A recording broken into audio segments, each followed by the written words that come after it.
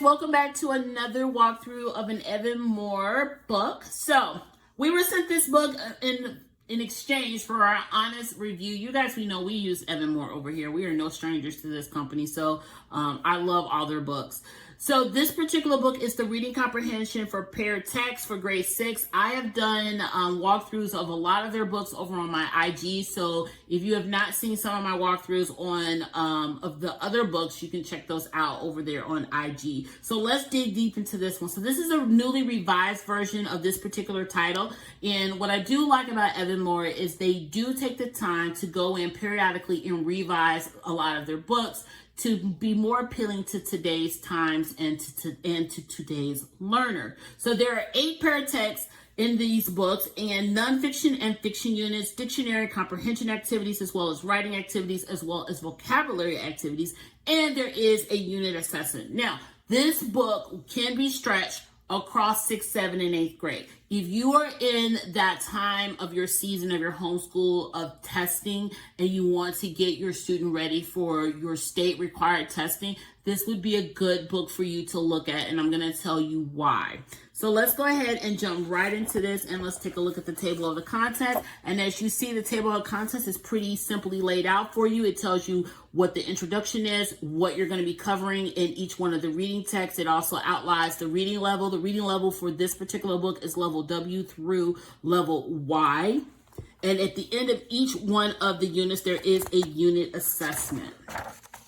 So in true Evan Moor fashion, they have the how to use this book. They break down the teacher pages for you. They tell you exactly what everything that is going to be covered in this particular unit, as well as it gives you your lesson plans over here. And I'm going to flip through the lesson plans so you guys can see them as well. And you will also get your dictionary at the beginning of this book. So it also tells you what your student pages are. So these books are really great for that new homeschool parent that doesn't know exactly where to start with their homeschooling. So this is really good for that, for them, because it helps walk you through.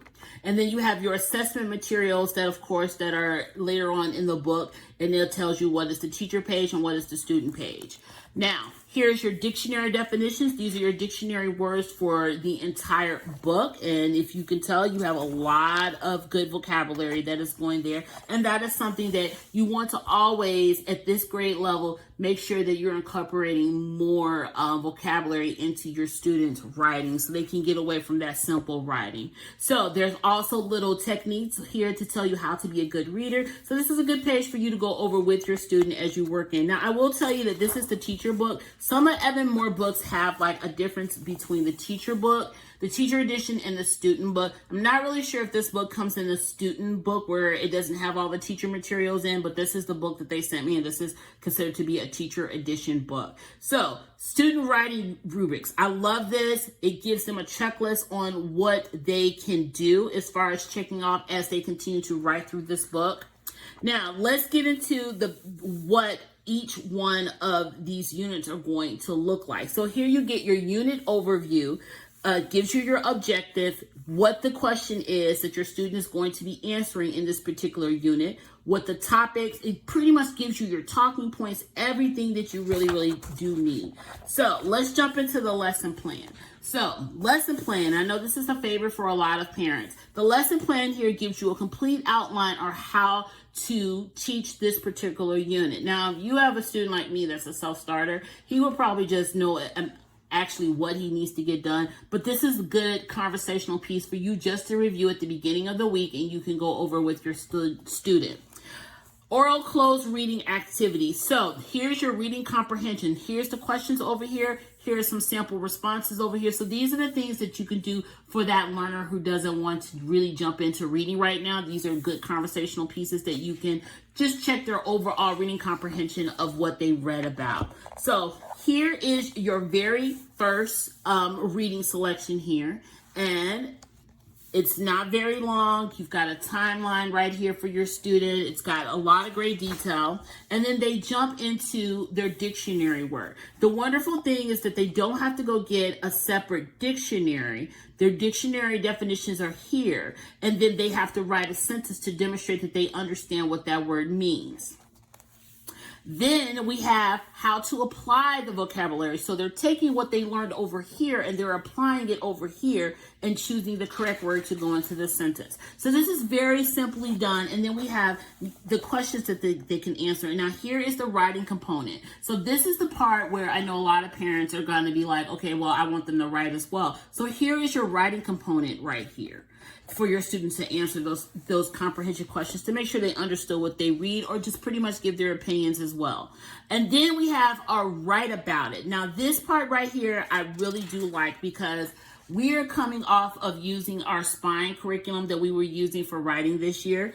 And I really do like that there's a writing component to here, because this gives him a chance to practice what he learned from that particular spine curriculum.